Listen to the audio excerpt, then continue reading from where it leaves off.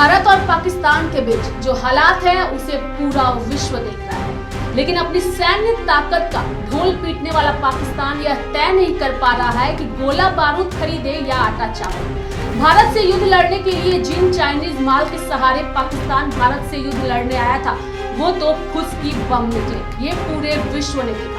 अब पाकिस्तान की फौज कह रही है कि शहबाज चाचा अगर जंग लड़वानी है तो कुछ गोला बारूद दे दो। उधर पाकिस्तान की अर्थव्यवस्था इस कदर चरमराई है कि रात को खाने के लिए आटा चावल भी नहीं है, और अगर आटा चावल भी मांगना है तो उसके लिए विदेश से गुहार लगानी पड़ती है। और शायद यही पाकिस्तान की सबसे बड़ी विडंबना है कि वह मुगालते में आकर युद्ध की धमकी तो देता है, लेकिन पीछे देखता नहीं है कि उसकी अर्थव्यवस्था जो है वो 10 दिन फुल वॉर को झेल सकती है या नहीं। पाकिस्तान का जो सीरियस सच है वो यही है कि उनका सैन्य खर्च भी उनकी जनता की बुनियादी जरूरतों को भारी पड़ता नजर आ रहा है, और इसी वजह से स्कूलों में किताबें नहीं है, अस्पताल में दवाएं नहीं है, सड़कों पर ढांचा नहीं है, बिजली संकट है, महंगाई है, बेरोजगारी है। लेकिन क्या करें, पाकिस्तान अपनी जिद पर अड़ा है और भारत को सबक सिखाना चाहता है, लेकिन भारत भी उसी के अंदाज में उसे सबक सिखा रहा है, और उसी का ये तमाम वीडियो है जो हम अपने दर्शकों के लिए लेकर आए।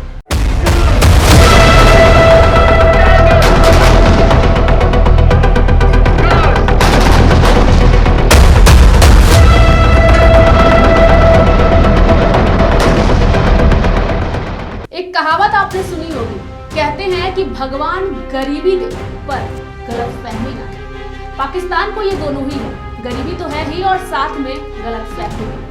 पाकिस्तान को भारत से युद्ध जीतने की गलतफहमी के बीच अब गरीबी की चिंता सताने लगी है, और इसलिए सरकार जो है वो विदेशों में जाकर गिड़गिड़ा रही है कि मालिक कुछ पैसा कौड़ी दे दो ताकि रात का खाना जो है वो आ जाए।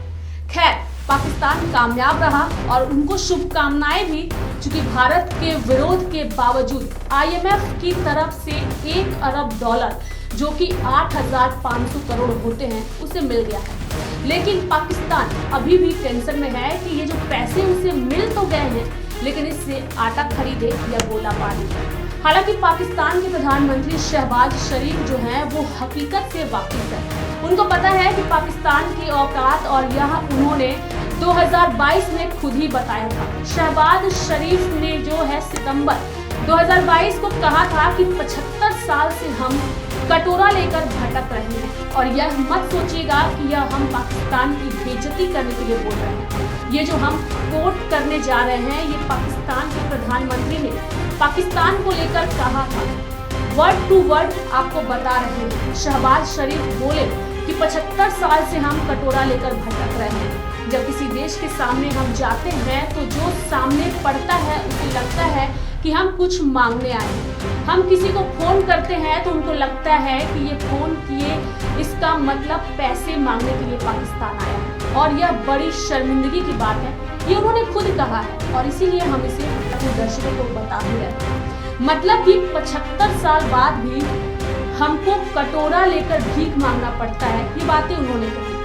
अब आप सोचिए कि किसी मुल्क का प्रधानमंत्री अगर अपने मुल्क के बारे में ये कह रहा है तो वो कहीं जाता है या किसी को फोन मिलाता है तो लोग उसे भीख मंगा समझ लेते हैं, तो ये उस मुल्क की हकीकत को बयां करता है। लेकिन फिर भी वही बात है कि पाकिस्तान को गरीबी भी है, गलतफहमी भी है, लेकिन भारत के साथ युद्ध भी करना है। भारत उसे अपने अंदाज में जवाब भी दे रहा है, लेकिन पाकिस्तान जिस तरीके से भारत को गीदड़ धमकी दे रहा है और भारत के बेगुनाह लोगों पर बमबारी की कोशिश कर रहा है, उसका हर एक जवाब जो है वो भारत दे रहा है। सबसे बड़ी बात है कि गीदड़ धमकी तो है ही, यानी गीदड़ धमकी, इसे आप समझिए, गीदड़ धमकी तो दे ही रहा है, लेकिन अपने देश में अपनी वाहवाही भी ले रहा है, अफवाहें भी फैला रहा है, और ये कह रहा है कि भारत का सुदर्शन S-400 हमने तबाह कर दिया। लेकिन ये बिल्कुल गलत है।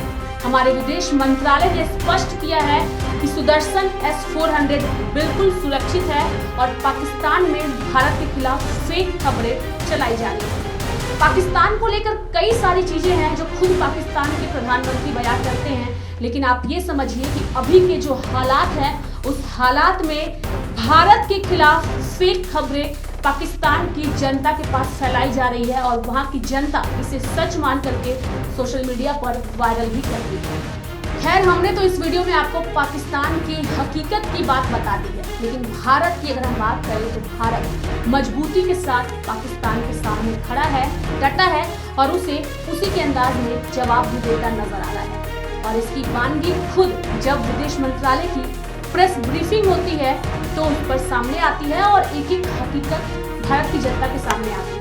अब समझने वाली बात वह है कि आप सोशल मीडिया पर फैलाए हुए फेक खबरों पर अपनी प्राथमिकता पहुंचाएंगे या फिर जो सही तरीके से पुख्ता जानकारियों के सामने आपके सामने ब्रीफिंग की जा रही है उस पर आप यकीन करिएगा। फिलहाल भारत में सब कुछ ऑल इज वेल है और भारत सरकार और साथ ही भारतीय सेना बॉर्डर पर पाकिस्तान का हर एक हमले का जवाब देने के लिए पूरी तरीके से तैयार है। जय हिंद।